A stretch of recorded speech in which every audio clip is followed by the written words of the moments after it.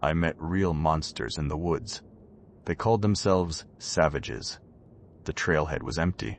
Just me, my pack, and the looming wall of green. West Virginia in October was a gamble. Beautiful, but unpredictable. A gamble I was willing to take. Anything was better than another night sweating through nightmares in my cramped apartment. Anything was better than the faces. I adjusted the straps of my pack, the weight of familiar comfort. 28 years old, discharged on medical, and the only thing I'd managed to accomplish since coming home was perfecting the art of staring at the ceiling. The doctor called it PTSD. I called it being broken. The woods were supposed to fix me, or at least give me enough space to break down completely in private. The first mile was easy, a well-maintained path winding through towering pines.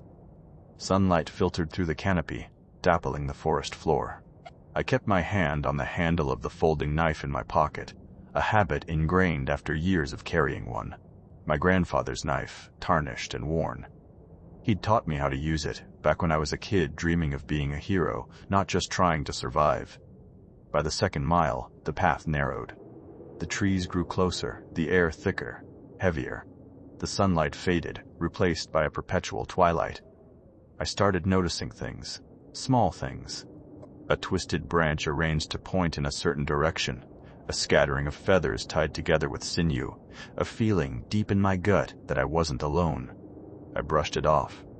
Animals. Paranoia. The woods were good at playing tricks on your mind.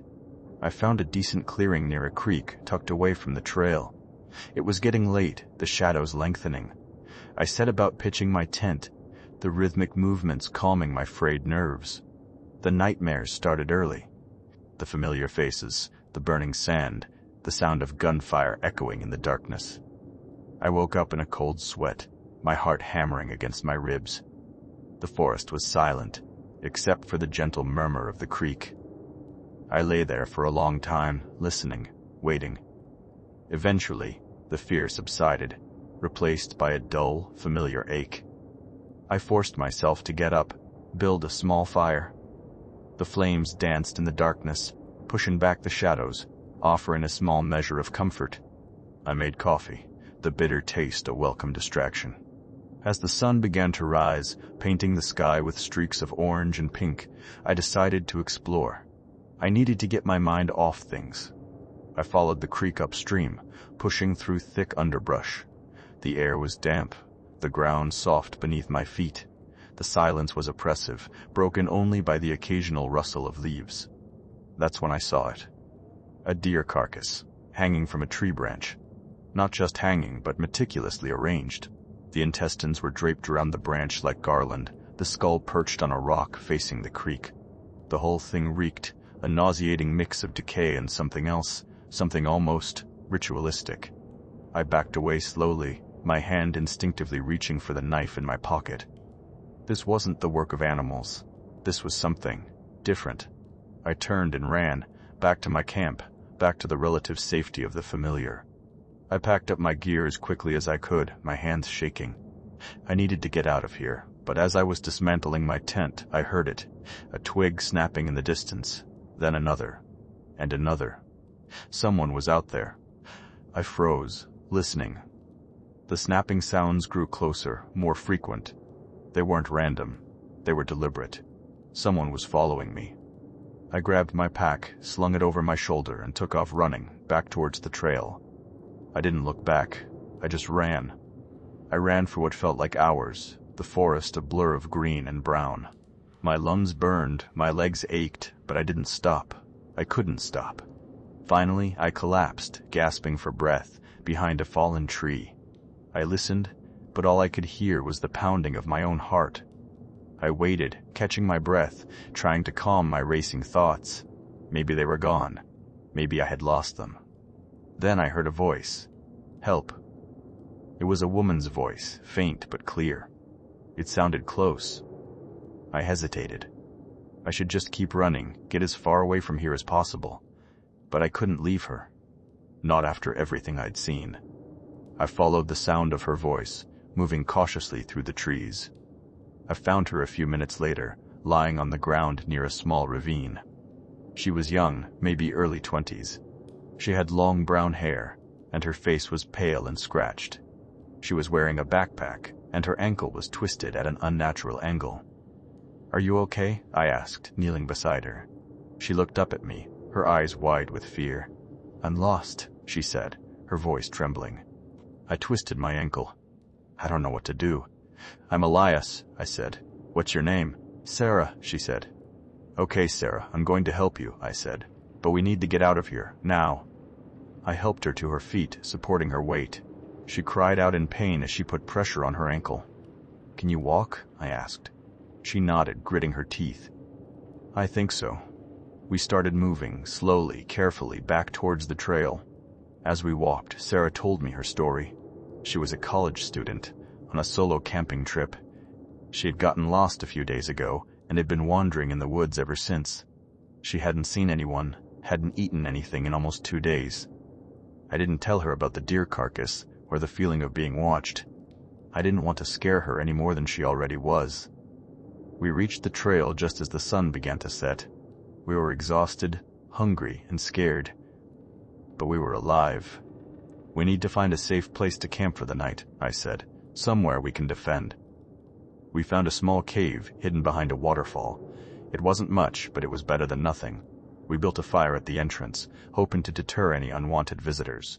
As we sat by the fire, Sarah noticed the knife in my pocket. "That's a nice knife," she said. I pulled it out, handed it to her.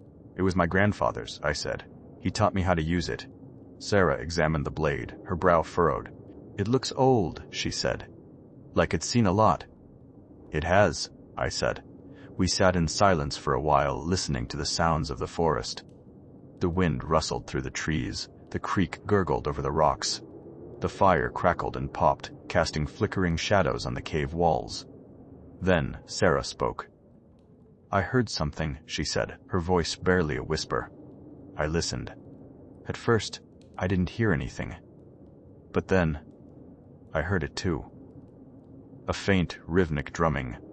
It was coming from the west, deeper in the woods. "What is that?" Sarah asked, her eyes wide with fear. "I don't know," I said, "but I don't like it." The drumming grew louder, closer. It was accompanied by chanting, a guttural, primal sound that sent shivers down my spine. I stood up, grabbed my knife. "We need to get out of here," I said. "Now." We packed up our gear, extinguished the fire, and slipped out of the cave. We moved quickly, silently, away from the drumming. But they were already there. Emerging from the trees, they were unlike anything I had ever seen. A group of about 7 or 8 figures, their bodies covered in mud and animal hides. Their faces were painted with strange symbols, their eyes wild and vacant. They carried crude weapons, sharpened sticks, bone clubs, rusted metal pipes. They were the savages. They surrounded us, chanting and drumming, their eyes fixed on us with a predatory intensity. I pushed Sarah behind me, raised my knife. "Stay back," I said, my voice trembling. They didn't understand. They didn't speak. They just stared, their chanting growing louder, more frantic. Then one of them lunged. I reacted instinctively, slashing out with my knife. I caught him in the arm, drawing a scream. The others surged forward, a wave of mud and muscle. I fought them off as best I could, but they were too many. They swarmed me, hitting me, kicking me, tearing at my clothes. Sarah screamed, tried to help, but they pushed her to the ground. I saw one of them raise a bone club over her head. I lunged forward, tackling him to the ground. The others dragged me off him, pinning me to the ground. I struggled, fought, but it was no use. They were too strong. I saw Sarah being dragged away, her screams echoing in the night. Then everything went black. I woke up to the sound of dripping water. I was lying on the ground, tied to a tree. My head throbbed, my body ached. I was covered in cuts and bruises. Sarah was gone. The savages were gone too. I was alone.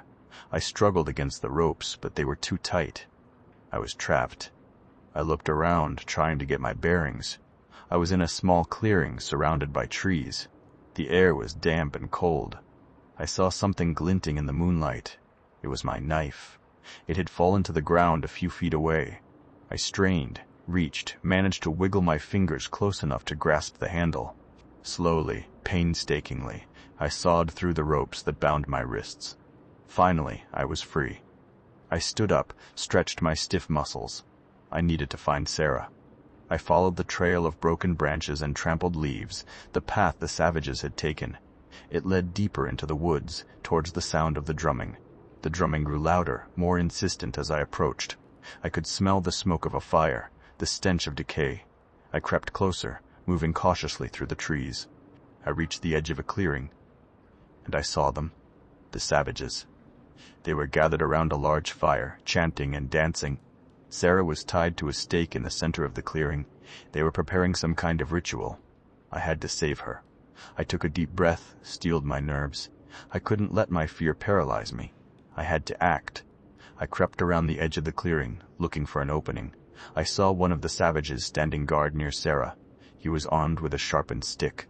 I waited for the right moment. Then I rushed him. I tackled him to the ground, wrestled the stick from his grasp. He screamed, struggled, but I was on top of him, punching him, hitting him with the stick. I didn't stop until he was still. The other savages turned, saw me. They stopped chanting, stopped dancing. They stared at me with cold, dead eyes. I grabbed Sarah, untied her from the stake. "Run!" I yelled. We ran, back into the woods, away from the fire, away from the savages. They chased us, their chanting replaced by guttural screams. We ran as fast as we could, but they were gaining on us. I saw a fallen tree, a natural barrier. I pushed Sarah behind it, turned to face the savages. They surrounded us, their eyes filled with hate. I raised my stick, prepared to fight. But then, something happened. A figure emerged from the trees, stepping into the firelight. It was a woman. An older woman, her face lined and weathered. She was wearing a long, flowing robe made of animal hides. Her hair was long and matted, her eyes unsettling. She was the mother. I realized. The visionary figure for the savages. She raised her hand, and the savages stopped.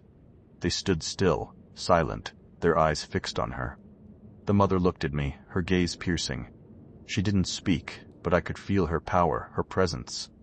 She turned to Sarah, reached out, touched her face. Sarah flinched, but the mother's touch seemed gentle. The mother turned back to me, her eyes filled with a strange sadness. Then, she turned and walked away, back into the trees. The savages followed her, disappearing into the darkness. We were alone. I didn't understand what had just happened. Why had she spared us? What was her connection to the savages? I didn't know, and I didn't want to know.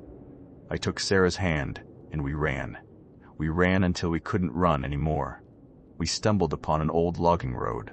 It was overgrown and barely visible, but it was a path, a way out. We followed the road for what felt like days. We were exhausted, hungry, and traumatized, but we kept going. Finally, we reached the edge of the forest. We emerged into a small town, a cluster of houses and shops. We were safe. But we weren't the same. The savages had changed us. They had shown us the darkness that lurked within the human heart, the primal instincts that could drive us to unspeakable acts. We had survived. But at what cost? We reported what had happened to the police. They listened to our story, but they didn't believe us. They said we were delusional, traumatized. They dismissed it as a bear attack. We knew better. We knew the savages were real. And we knew they were still out there, hidden in the depths of the Appalachian wilderness, waiting for their next victims. I still have nightmares. I see their faces, hear their chanting. I can't shake the feeling that they're watching me, that they're always watching me. Sarah and I don't talk much anymore. We both know what we experienced. We both carry the weight of it with us, every day. I look at my reflection in the mirror, and I barely recognize myself. The man who went into the woods seeking peace is gone. In his place is something, harder, colder. I wonder if the savages won. If they didn't kill us physically, they certainly killed something inside us. And I wonder if, one day, we will become them. The woods are silent now, but I still hear the drumming.